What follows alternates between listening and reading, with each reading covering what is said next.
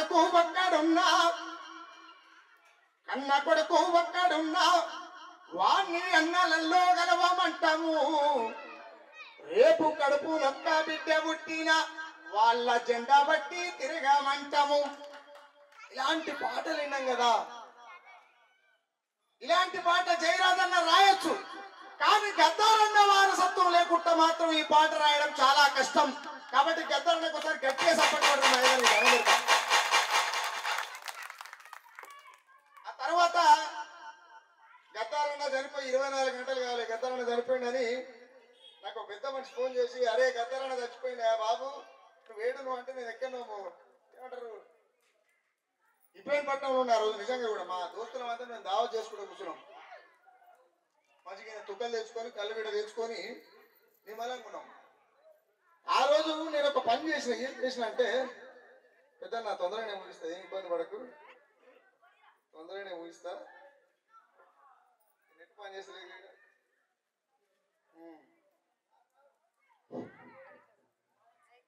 జనం గుండెలా సప్పుడు డప్పుకు నిప్పుల సగలై మోగిన గుండెకు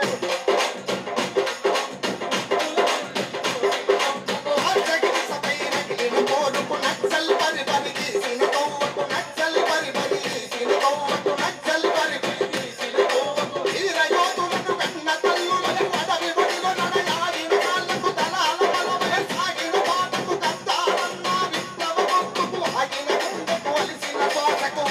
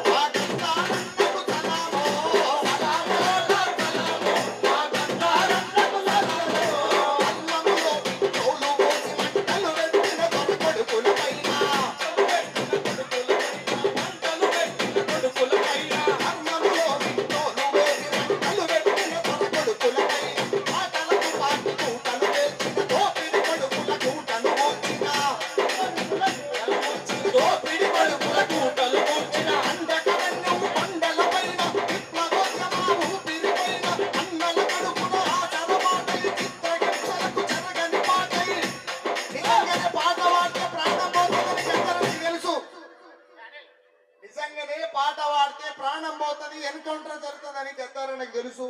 ఆయన అప్పటికే చదువుకున్నాడు. ఆయనకు తెలుసు ఎన్కౌంటర్ జరుగుతుంది, నన్ను చంపుతారన్న విషయం ఆయనకు క్లారిటీ తెలుసు. ప్రాణం పోయిన పర్వాలేదని పట్టని ఎర్రని పాట, ప్రాణం పోయిన పర్వాలేదని పట్టని ఎర్రని పాట, ప్రాణం పోయిన పర్వాలేదని పట్టని ఎర్రని పాట, ఆ విష్ణు కొడుకును పుట్టతో ఎత్తెను అన్న కడుపున దూడ. సలామోలా సలామో మా గద్దారన్నకు సలామో, సలామోలా సలామో మా గద్దారన్నకు సలామో, సలామోలా సలామో మా గద్దారన్నకు సలామో, సలామోలా సలామో మా గద్దారన్నకు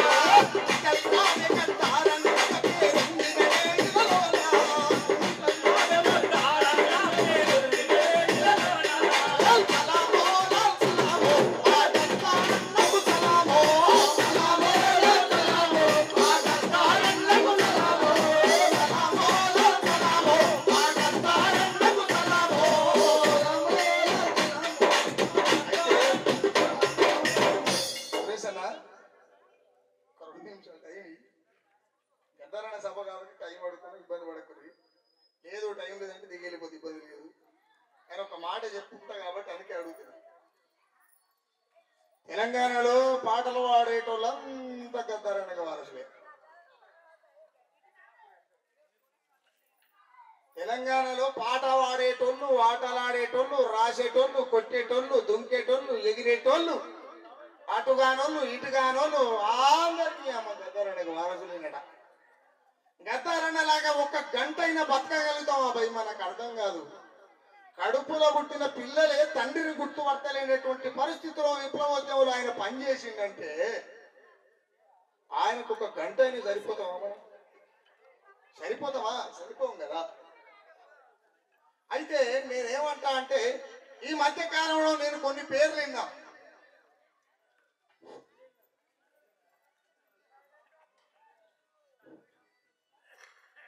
ఈ మధ్య కాలంలో నేను కొన్ని పేర్లు విన్నా. ఈ మాట ఈ 2 నిమిషాల టైం ఎందుకు అడిగినంటే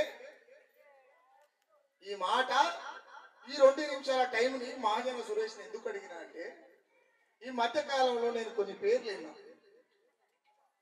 నాకు టైం దొరకడం లేదు, నా పని మీద నేనే ఉంటా. ఈ మధ్య కాలంలో యుద్ధం ఎవరి కోసం అని ఒక సినిమా తీస్తా ఉన్నా. అందులో నక్సలైట్ ఉంటారు, పాలకులు ఉంటారు, ప్రజలు ఉంటారు, పోలీసు వాళ్ళు ఉంటారు. మరి అందరి ప్రజల కోసమే అయినప్పుడు ఈ ఎన్కౌంటర్లు ఎందుకు జరుగుతున్నాయి భయ్? నాకు అర్థం కాదు. ఏదో పిచ్చుకోసం అందరు ప్రజల కోసమే అంటారు. పాలకులు ప్రజల కోసమే, రక్షక భటులు ప్రజల కోసమే, నక్సలైట్లు ప్రజల కోసమే, ప్రజలు ప్రజల కోసం. మరి యుద్ధం ఎందుకు? ఈ పూటకి ఎన్కౌంటర్లు ఎందుకు? అసలు ఈ ఎన్కౌంటర్లు ఎందుకు రా భయ్? నాకు అర్థం కాదు. అందుకనే యుద్ధం ఎవరి కోసం అని ఒక సినిమా తీస్తున్నాను. నేను ఈ సందర్భంలో మాట్లాడుతున్నటువంటి సందర్భంలో అక్కడక్కడ చూస్తున్నటువంటి సందర్భంలో గోసి గొంగడంటే ఏందో తెలియదు, కాళ్ళకు గజ్జలు ఎట్లా కట్టుకోవాలో తెలియదు, గతారన్న కట్టుకున్నట్టు బొటన వేలకు ఎర్రగుడ్డ ఎట్ట కట్టుకోవాలో తెలియదు. మనుషులంతా సమాజం నిర్మాణం కోసం నడవాలి అనుకున్నటువంటి ఆయన పట్టుకున్నటువంటి చేతుకున్న కర్ర చెండాల సంగతో తెలియదు. కానీ గద్దారన్న పేర్లు పెట్టుకుంటారు, గద్దారన్న వారసులు అవుతారు. ఒక్కటి మాత్రం చెప్తా ఈ వేదిక నుంచి, రామనరసింహ అంటే అన్ని తిట్టపాటలు రాస్తాడు, అందరికి తిడతాడు. రామనరసింహ మస్తు కోపం ఉంటాడు, నాకు అసలు కోపం ఉండదు ఆయన. నేను మాట ఏం చెప్తా అంటే గద్దారన్న వాయిస్ నేను ఎక్కడన్నా విన్నాను, గద్దారన్నని కాకుండా గద్దారన్న వాయిస్ నేను ఎక్కడన్నా వింటా అనుకుంటే నేను ఎవరినో జోకడం కోసమో లేకపోతే ఎవరినో మెప్పు కోసమో వాడు ఎవడవద్దు పొద్దుగాల మెడల దండేస్తుడని చెప్పా. ఏదున్నా ఓపెన్ గానే చెప్తా. ఒంటరిగానే వచ్చినా, ఒంటరిగానే ఉన్నా, ఒంటరిగానే పోతా. కానీ నిజం మాత్రం చెప్పాలి కాబట్టి నాకు అనిపించింది చెప్తున్నా.